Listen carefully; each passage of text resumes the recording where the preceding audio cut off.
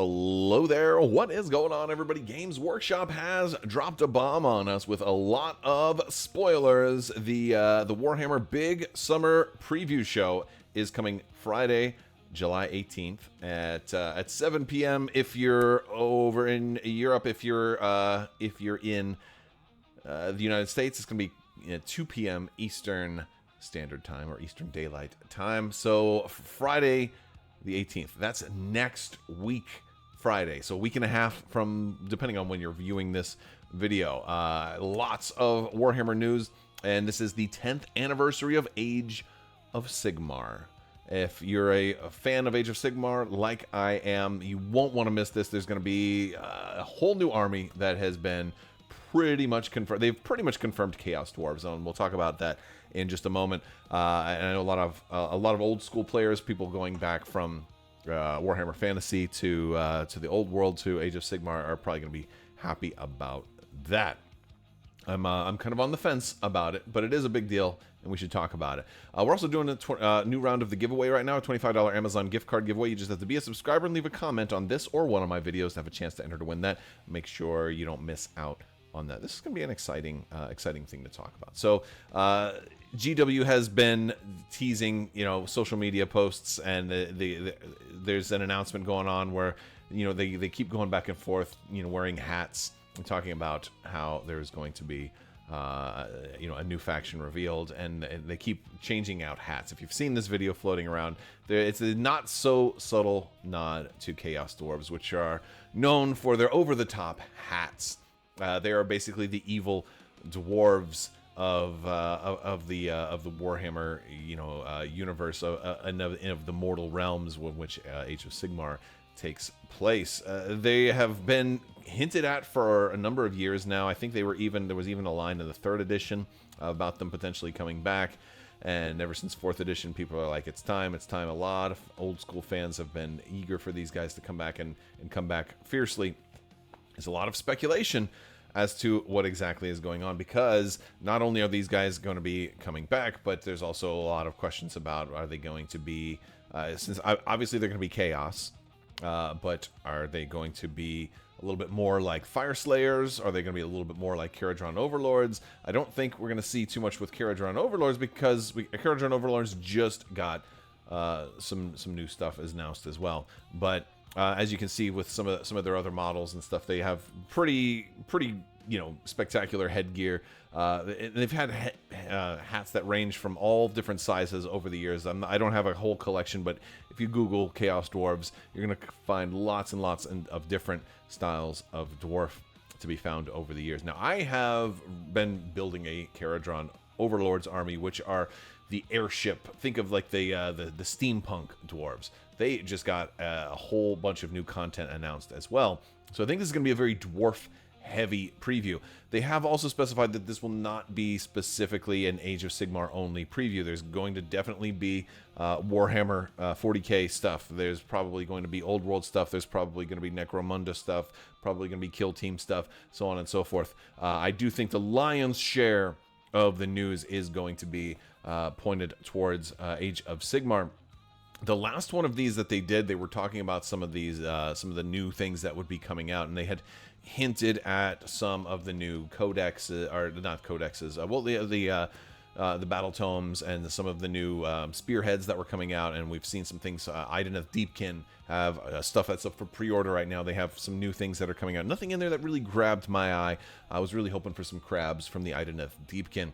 But they also had teased Kharadron Overlords, and Kharadron Overlords are getting finally a new battle tome with lots of new goodies. This one is really interesting, because on the heels of a lot of changes to the game, as the new General's Handbook and the Scourge of Giran has just come out, there's a whole, like, the game feels completely refreshed. There's a whole lot of newness and freshness to it. We just me and my friend Sean just played our first our first Giran game, our first 2025-2026 General's Handbook game, and it felt very different. It was cool too. It was the way the scoring worked, and a lot of the subtle changes to the game were really exciting. So it's a fun way to keep playing. So I like the method that they go with. But so Kharadron Overlords are getting, again, also dwarves. They're big on shooting. They're big on tech. They're big on airships and having guys that have these little balloon jetpack things that they can fly around the battlefield. They got a number of stuff announced. They got basically this holy diver type guy that is like a mage slayer.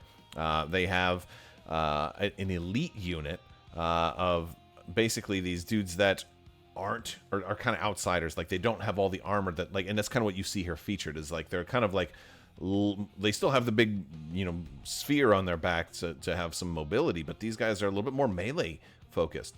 They have sort of like the Von Grimm harpoon crew, who's like a little bit more melee focused, a little bit more elite, and then they have like a little bit more of a partially ranged, partially melee version. So it seems like basically one kit that you're going to be able to build two different ways. That will probably have a new, battle tactic or something like that associated with them, and maybe some other goodies. And on top of maybe an army of renown, all that stuff. And on top of that, they also got a faction terrain piece that looks like a TARDIS from Doctor Who. It's got all kinds of it's one big central platform that looks like a chamber, and it's got like 3 other little platforms near it that look like they might move around independently. It'd be weird to see if it's faction terrain that actually has moving parts or not. I'm not sure.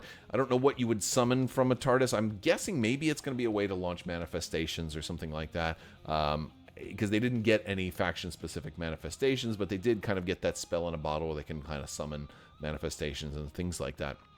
So it would be interesting if their faction terrain was a way, instead of using magic, they captured a manifestation and they kept it inside the faction terrain, ready to release it later on or something like that. It would be kind of interesting if they had something kind of like that.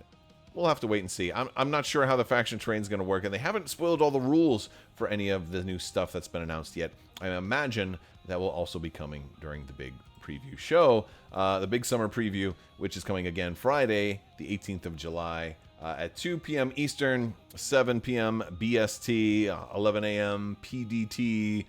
All the times are on there. 3 a.m. JST.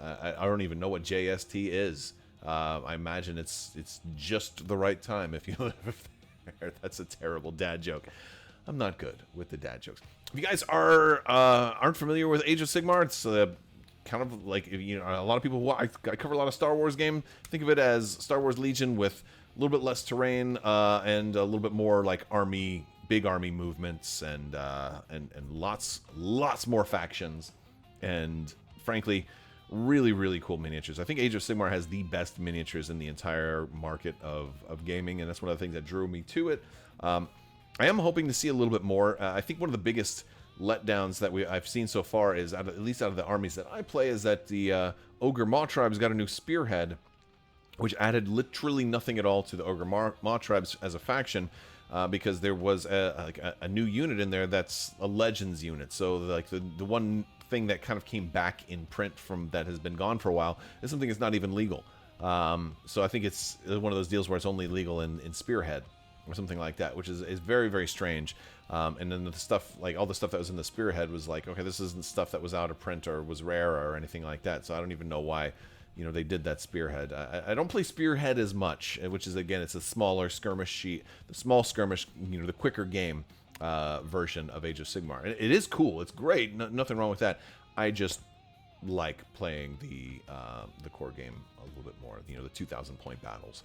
So I would love to see Ogre Maw Tribes get a little something. I feel like since they just got a new Spearhead, they're probably not getting anything, and that's kind of a feels bad for me, because they're a cool faction. They have old models.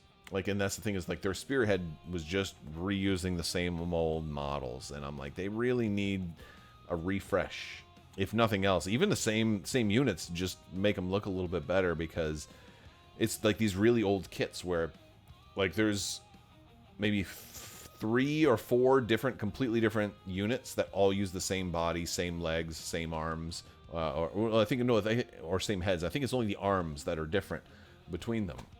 And so it's an older, softer kind of plastic, and they still look fine, but just don't even compare to the level of quality you're seeing off of the new stuff. You know, look at the Golden Demon Slayer Sword winner this year was like one of the newest Stormcast Eternals models, and like it's an incredible quality of model, you know, compared to the old Ogre Maw tribes, which, I mean, I love them as a faction. I love ogres. They're my favorite, you know, creature in my fantasy race of all time, you know. And so Ogre Maw tribes are, like, I would say, my #1 faction. They need a little bit more because they're kind of one-dimensional right now. They're all just charge at you, and if we don't kill you in the charge, we're going to kill you with that first swing because, dude, they do so much damage. It's insane. So you got to slow them down or just get out of their way.